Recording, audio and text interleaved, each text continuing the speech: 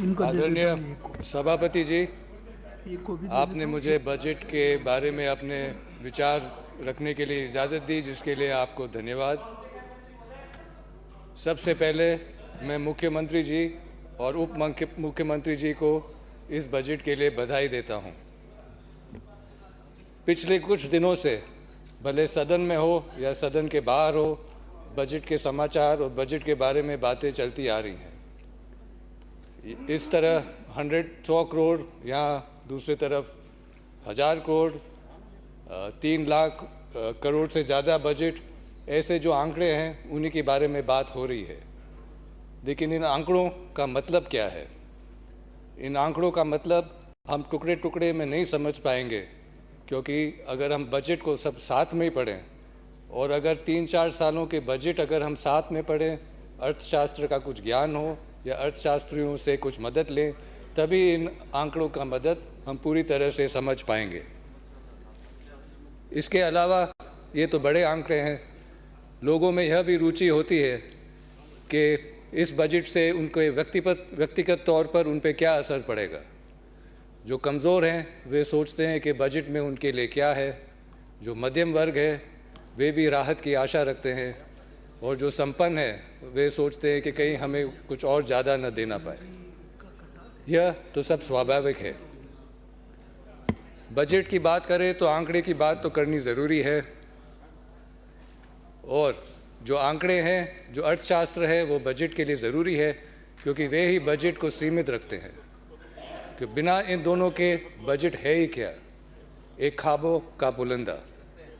हम ऐसे ख्वाबों के पुलंदे के शिकार हो गए हैं। पहले 23-24 के बजट में जैसे घोषणा हुई थी कि एक राजकीय मेडिकल कॉलेज बनेगा, जिसके लिए नाथद्वारा में गुंजोल में 80 बीघा जमीन आवंटन हुई थी।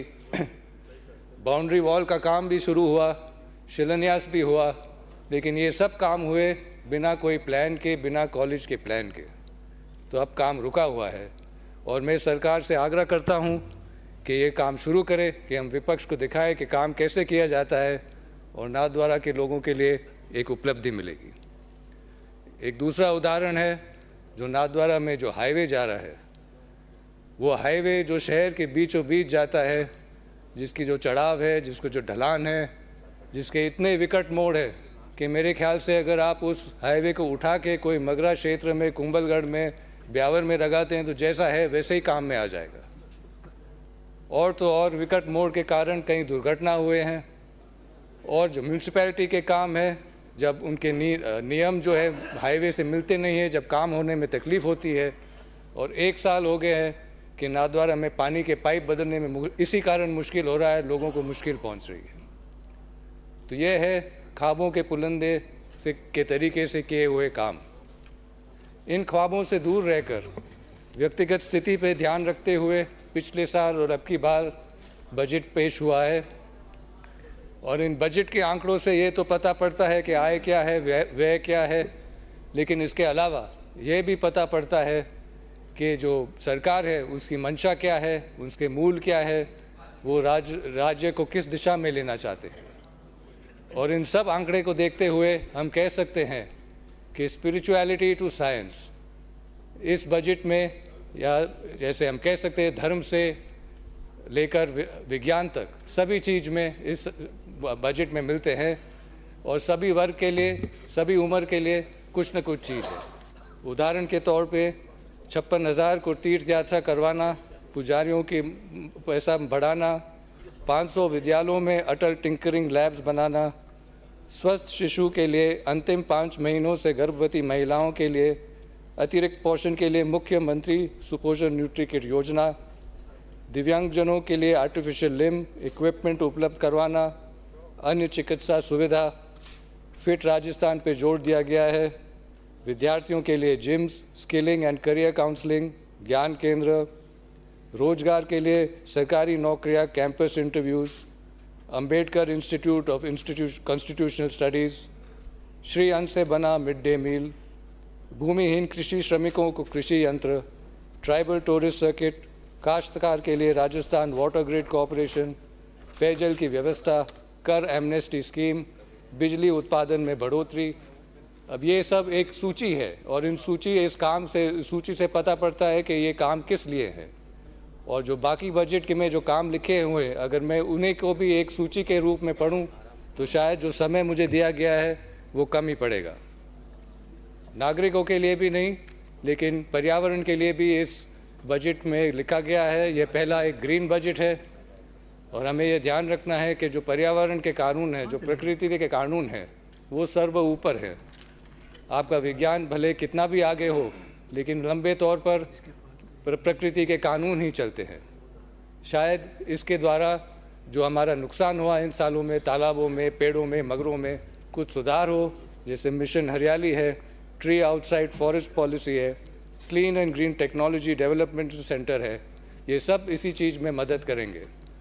और पर्यावरण की जो महत्वपूर्णता है उसे स्वीकारते हुए और भी प्रस्ताव है, जैसे कि climate change adaptation plan 2030, centre of excellence for climate change, agro forestry policy, national natural farming mission, बैलों से खेती करवाने वालों को प्रोत्साहन, वाटर हार्वेस्टिंग, हरित अरावली विकास परियोजना, green land use perspective plan, green energy, recycling and waste disposal, circular economy, waste to wealth park, plastic का उपयोग कम करने के लिए ग्राम पंचायतों में स्टील के बर्तन banks, green credit mechanism, green growth credit policy, Rajasthan green challenge fund भी प्रस्तावित है।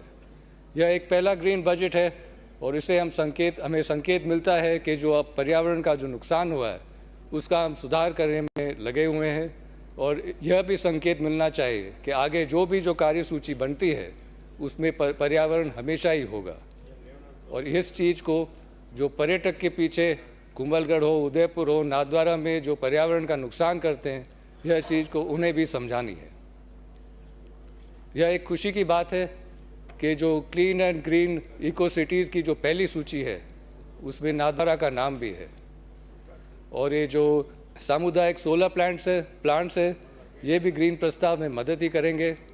इसके अलावा जो नाथद्वारा के लिए है वो जो मेडिकल फैसिलिटीज़ है, सूएज है, जो नहर का सुधार है, जो श्री अन्न के लिए जो आउटलेट्स हैं, जो प्रोटीन पशुहार के संयंत्र भी प्रस्तावित है, इन सभी चीज़ों के लिए मैं नाथद्वारा की तरफ से आभार व्यक्त करता हूँ। शायद दूसरे राज्य नाराज़ हो, लेकिन मेरा यह मानना है कि जो हमारे देश की जो संस्कृति है, जो गौरवशाली इतिहास है, उसका केंद्र राजस्थान है। और शायद आप में से कुछ मुझसे नाराज़ हो, मैं मानता हूँ कि इन चीज़ों के लिए राजस्थान का में एक केंद्र मेवाड़ है। और इसी धरती में जो पिछले कुछ दिन में हुआ है, जो महत्वपूर्ण सत्र में जो रुकावट आई है, ये दुखद भी नहीं है, शर्मनाक भी है। इन सालों में एक तरह से एक रीति हो गई है कि जब कोई बजट के बारे में बात करे, शायद रूखे सूखे आंकड़ों को कोई जान लेने के लिए कविता या कोई शायरी का उपयोग किया जाता है। मेरा तो यह नहीं मानना है कि कोई भी कवि या कोई भी शायर बजट से प्रस्तावित होकर अपनी कविता या अपनी शायरी लिखा होगा। खैर फिर भी इसी चीज़ में ज़्यादा गौर से न देखते हुए हम यह तो अवश्य कह सकते हैं कि यह बजट जो है ताल और सुर मिला के ही बना है। आप सभी ने मेरी बात सुनी, इसके लिए आप सभी को बहुत बहुत धन्यवाद। श्री लाला राम जी बेरवा।